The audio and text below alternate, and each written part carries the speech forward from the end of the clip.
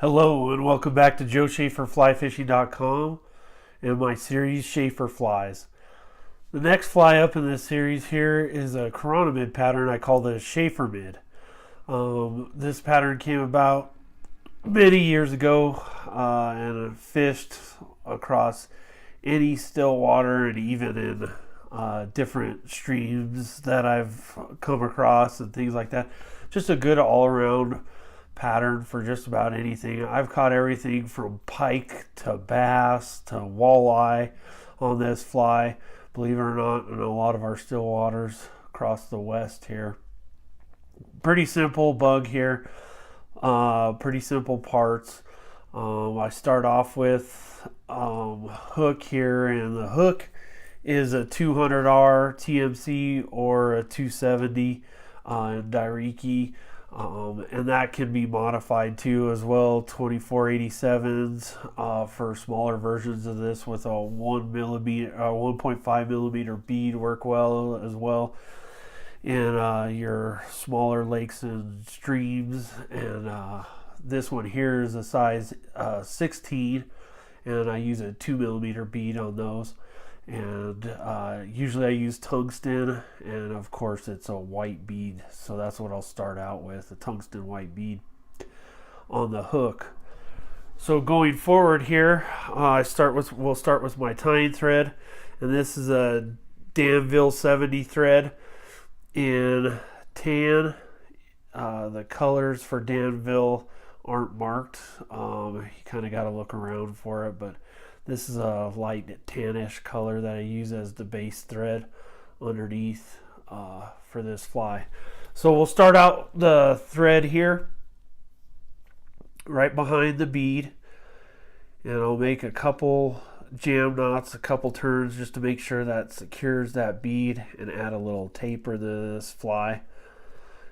Just keep wrapping several times until you get that bead pretty secured.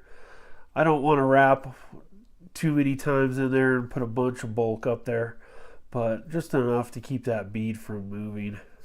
And you can see here how I build that taper, just going back and forth, putting several jam knots in there, and then get a nice smooth taper on the head there.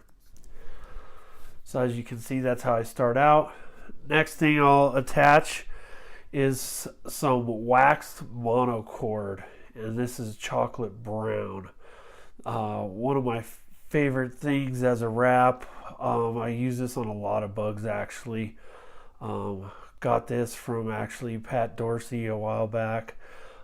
He uses this on several of his flies, and I incorporated it into a couple of mine. It makes a nice little rib. So I'll take a section of that and we're going to tie it in. The way I like to tie it in, just come from behind, put it up against that thread, bring it to the top, pull back to the length that you need there, and then start your thread back. Connecting wraps all the way back. I want to try and cover that whole hook shank all the way down to just down the bend and just where that barb is on the hook. Then I'm going to return that thread forward, making sure my wraps connect all the way forward, covering up that thread underneath, making a nice smooth body. So I'm going to return this forward all the way to the top. I'm just going to add a little bit more taper in here. Not a whole heck of a lot, just enough to smooth it out pretty good.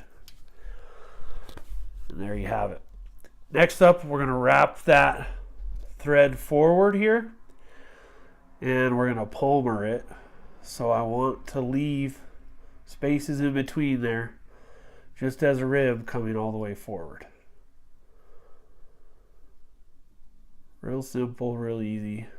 All the way to behind the bead, couple securing wraps. Then I'll pull that back and really tighten it down with a couple spins here. Then we'll cut off that excess, and we have our rib on the fly.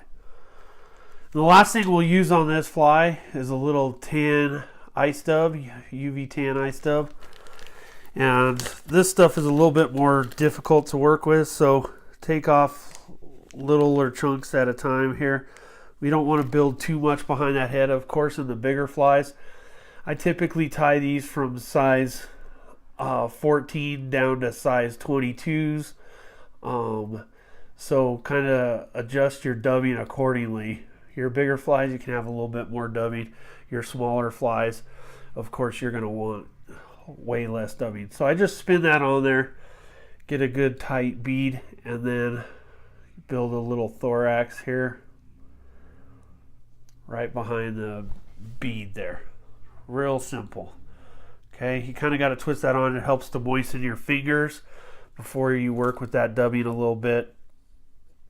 I always keep a cup of water next to me where I can just dip my fingers in there and get them moist before I put some of these thicker dubbings on. So here we're just going to finish off the fly with a couple turns on the whip finisher right behind the bead there. And what I'll typically do, just for sake of making this fly real durable, is I'll do a couple separate whip finishes in there just to bind that down to make sure it holds. Come back in, spread those fibers out, and you got the Shafermid. Very effective fly on a lot of still waters. I fished it just about anywhere, anything from bass, little tiny bass ponds, all the way to big reservoirs. This fly catches fish anywhere. Really enjoy fishing this pattern. Plus, it's real simple. You can tie a ton of these and really get after it on the water. Thank you for watching my series Shafer flies. Take care and stay tuned for the next bug.